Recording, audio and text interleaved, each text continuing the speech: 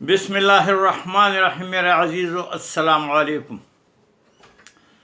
نحمدہ ونصلی علی رسول الکریم. اللہ تعالیٰ نے ہمارے طرف یعنی انسانوں کی طرف آخری پیغام قرآن مجید کو نازل فرمایا. قرآن کا پڑھنا باعث ثواب، سمجھنا بہت ضروری، عمل کرنا باعث نجات ہے.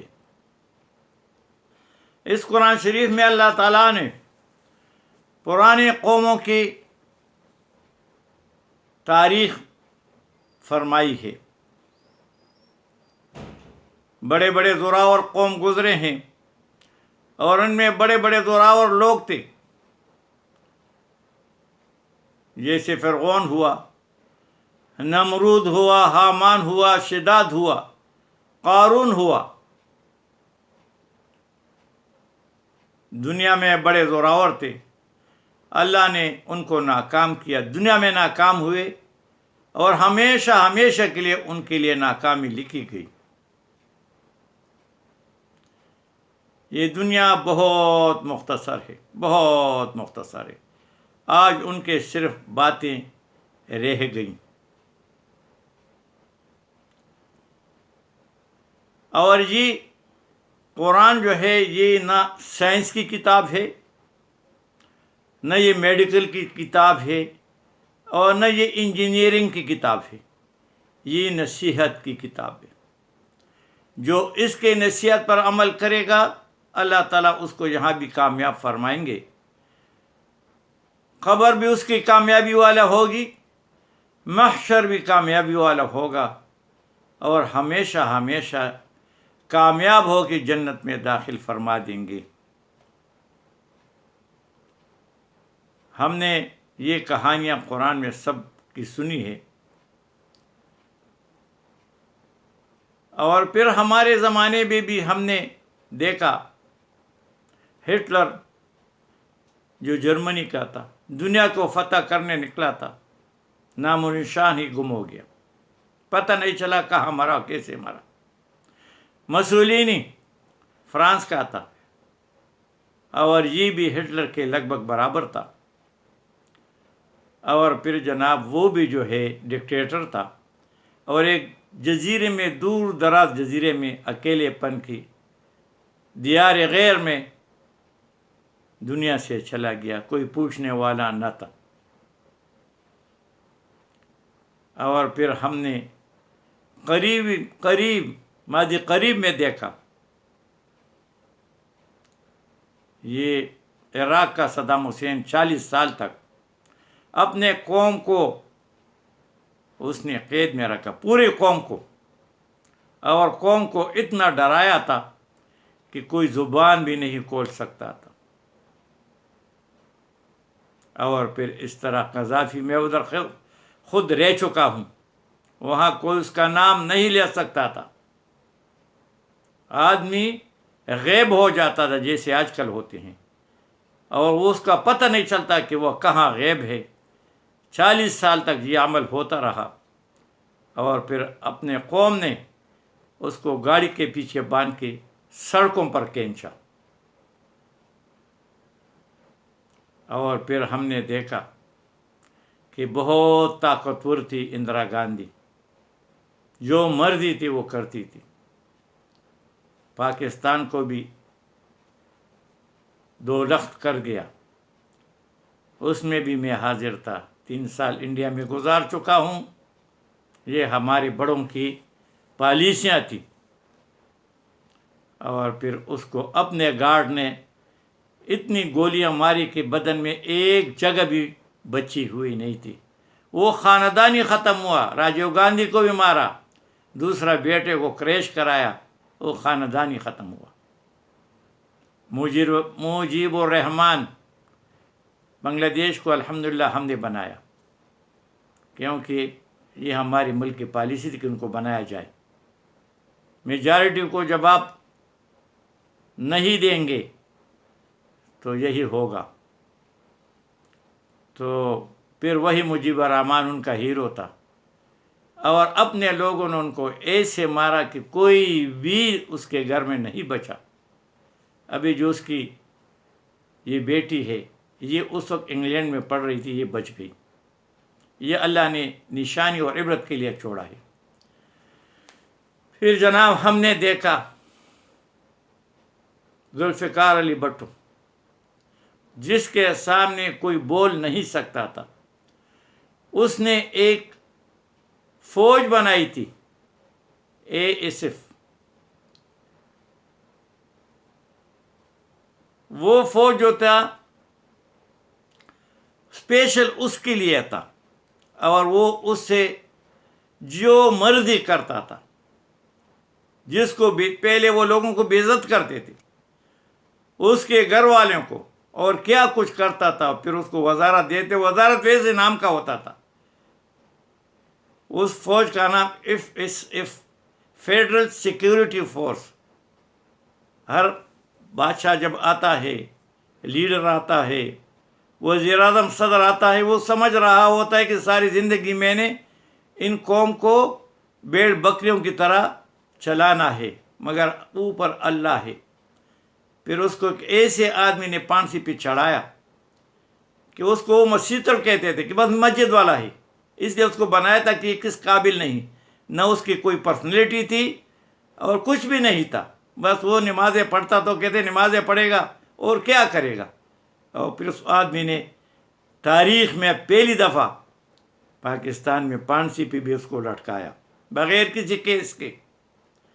اور پھر ہم نے دیکھا ضیاء الحق کے ساتھ کیا ہوا، بس وہ بھی سب لوگ جانتے ہیں۔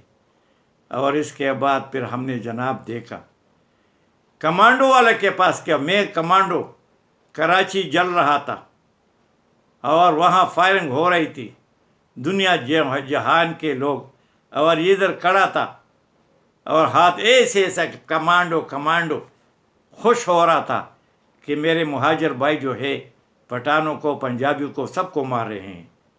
اور پھر اس کو کیا ہوا کہ پہلے وہ اسپتال میں چھپ گیا، اور پھر اسپتال سے بھگا کے اس کو دبئی لے چلا، اور پھر بھی دیار غیر میں ہی مرا۔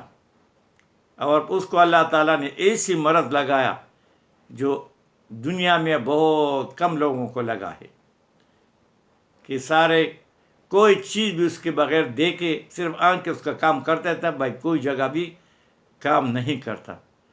اور ابھی لوگ جو مسجدوں میں دعائیں دیتے ہیں کہ یا اللہ پاکستان کا یہ حال جس نے بھی کیا ہے، کوئی بھی ہو، مولوی ہو، پیر ہو، وزیر ہو، سفیر ہو، وزیر اعظم ہو، اللہ ان کو یہی بیماری لگائے، اور ان کے جو اولاد ہے اس کو ذلیل و خوار کریں۔ تو ہم نے اس کو بھی دیکھا، بھائی یہ سب کے اوپر اللہ ہے، اور اللہ تعالیٰ سب کچھ برداشت کرتا ہے، مگر ظلم برداشت نہیں کرتا۔ ظلم کا سزا اللہ تعالیٰ یہاں ظالم کو یہاں سزا دیتے ہیں۔ یاد رکھیں، یہ حدیث شریف کا مفہوم ہے کہ والدین کا نافرمان اور ظالم دونوں کو یہاں سزا ملتی ہے، آخرت کی سزا پھر ہوگی۔ تو ابھی جو صاحب اقتدار ہیں، جن کے ہاتھ میں طاقت ہے، یہ سب نصیحت جو ہے ہمارے لیے بھی ہے اور ان کے لیے بھی ہے کہ اللہ سے ڈریں، اللہ کی طاقت سے ڈریں۔ یہ ساری چیزیں عارضی ہیں، اس سے کسی کو کوئی فائدہ نہیں ہوگا۔ قبر جو ہے ہر ایک کا علیحدہ ہے اور اکیلے ہے، محشر میں بھی اکیلے کھڑا ہوگا۔ 50,000 سال کا وہ دن ہوگا، بہت مصیبت ہوگی، اور وہاں پھر کوئی کسی قسم کا نہ عہدہ چلے گا، نہ پیسے چلیں گے، نہ طاقت چلے گا، نہ خاندان چلے گا، نہ ملک کے لوگ ان کے کوئی کام آ سکیں گے۔ یہ قرآن میں جو لکھے گئے حقائق ہیں، یہ تاریخ ہے، اور تاریخ سے سبق سیکھنا چاہیے۔ یونیورسٹیوں میں تاریخ پڑھاتے ہیں، مقصد ان کا یہی ہے کہ بھائی جس نے اس طرح کیا پھر اس کے ساتھ یہ ہوا، اس لیے ہمیں اس سے سبق سیکھنا چاہیے۔ میتھمیٹکس میں 2 + 2 4 ہوتا ہے، یہ کبھی بھی 3 نہیں ہو سکتے اور یہ کبھی بھی 5 نہیں ہو سکتے۔ اگر کوئی اس کو 5 کرنا چاہے یا 3 کرنا چاہے، بے شک وقتی طور پر اس کو کر لے گا، اعلان کرے گا، ٹی وی ریڈیو پہ بتائے گا، مگر وہ ہمیشہ نہیں رہے گا۔ حقیقت ہی ہوگی۔ کس کے نام نہ لینے پہ پابندی ہے، جھنڈے پہ پابندی ہے۔ بھائی دلوں پہ کیا پابندی لگاؤ گے؟ نفرت کو بڑھا رہے ہو اور محبت کو کم کر رہے ہو۔ جتنا تم ایسے کام کرو گے، بچے بھی سمجھتے ہیں، آج کل جتنا ینگ جنریشن ہے ماشاءاللہ سب بہت پڑھے لکھے ہیں، سب کے پاس علم ہے، سب جانتے ہیں، اچھا برا سب جانتے ہیں۔ اگر ڈر کے مارے کوئی خاموش ہے، کتنا کوئی خاموش رہے گا؟ یہ بزرگوں نے فرمایا ہے کہ بچے کو مارو نہیں، ڈراؤ۔ جب تم اس کو مارو گے اس سے وہ ڈر نکل جائے گا، پھر یہ کہے گا یہی ہے، بس ایک تھپڑ ہے، ایک فلانا ہے۔ اگر کس کو جیل میں ڈالو گے تو کیا ہوگا؟ کچھ بھی نہیں ہوگا، کچھ عرصہ ہوگا تو پھر وہ عادی ہو جائے گا۔ ہم 3 سال انڈیا میں رہے، جیل میں رہے، کیا ہوا؟ کچھ بھی نہیں، بس وہ چند دن تکلیف تھی، پھر ہم عادی ہو گئے اس زندگی کے ساتھ، کوئی تکلیف نہیں، کوئی پریشانی، پر ہم اس کے ساتھ عادی ہو گئے۔ تو میری سب کو درخواست ہے ان لوگوں سے جس کو اللہ تعالیٰ نے دنیا میں کوئی مقام دیا ہے، وہ امتحان میں ہے، اگر وہ اس امتحان میں کامیاب ہوئے، عدل قائم کیا، انصاف قائم کیا، لوگوں کے ساتھ بھلائی کی، قوم کے ساتھ بھلائی کی، تو اللہ تعالیٰ ان کے ساتھ وہاں بھلائی کریں گے۔ اگر وہاں قوم کے پیسے غریبوں کے پیسوں پہ عیاشی کرتے ہیں، غریبوں کے دولت پہ عیاشی کرتے ہیں، ہمارا یہ ملک بھی عجیب ہے۔ ملک جو ہے، مالدار لوگ جو ہیں غریبوں کو پالتے ہیں، ہمارا ملک جو ہے، ہم جو ہے غربا ہیں، مساکین ہیں، یہ مالداروں کو پالتے ہیں۔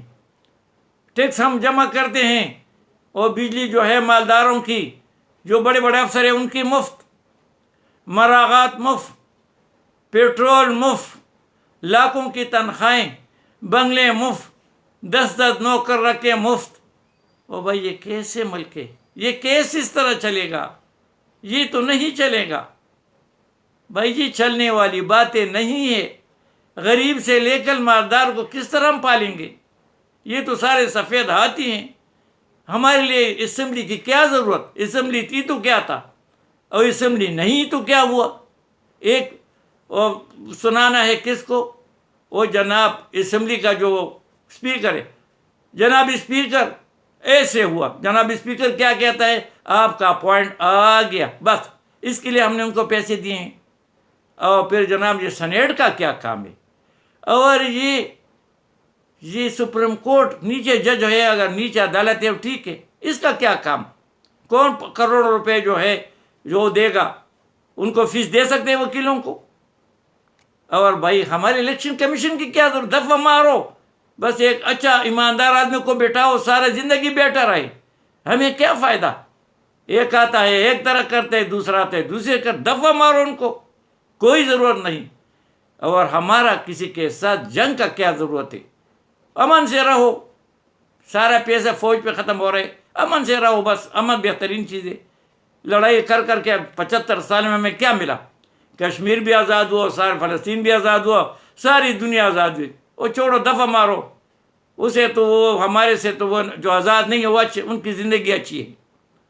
بس بھائی یہ بات اس لیے کرتا ہوں کہ مجھ پہ بھی قوم کا حق ہے۔ میں نے بھی اس قوم میں 73 سال گزارے، پاکستان کے ساتھ میری زندگی شروع ہوئی، اور روزانہ سوچتا رہا کہ آج دن اچھا ہوگا، آج اچھا ہوگا، آج اچھا ہوگا، مگر وہ برائی کی طرف جا رہا ہے، بھلائی کی طرف کوئی چیز بھی نہیں جا رہی ہے۔ تو ہم مریں گے اور اس طرح بس سوچ سوچ کے مریں گے اور گٹ گٹ کے مریں گے. کوئی تو سوچے نا، خدا کے لیے کوئی سوچے، کوئی قرآن کو پڑھے، اس قصوں سے نصیحت حاصل کریں.